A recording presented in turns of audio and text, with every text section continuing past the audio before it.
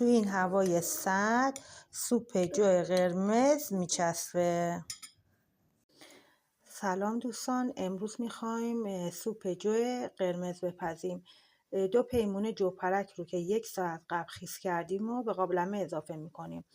2 عدد هویج نگینی خرد شده و 1 عدد سیب زمینی درشت نگینی خرد شده به همراه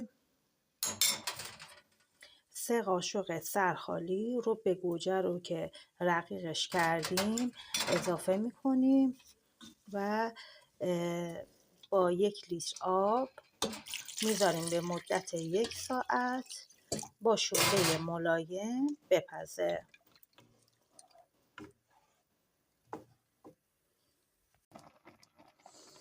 خب بعد از 1 ساعت که جوپرک ما با سیب زمینی و هویج پختش، تیکه های مرغمون رو اضافه میکنیم. من مرغ رو یکم دیرتر میریزم چون خیلی زود میپزه و استخونش له میشه، به خاطر این مرغ یکم دیرتر از مواد دیگر میریزم. و مقداری سبزی سوپ که توی سوپ لازم نیست خیلی سبزی بریزیم، یعنی قلق سوپ خوشمزه و خوشرنگ ریختن سبزی کم هستش. 3 قاشق غذاخوری آب لیمو و 2 قاشق چایخوری نمک.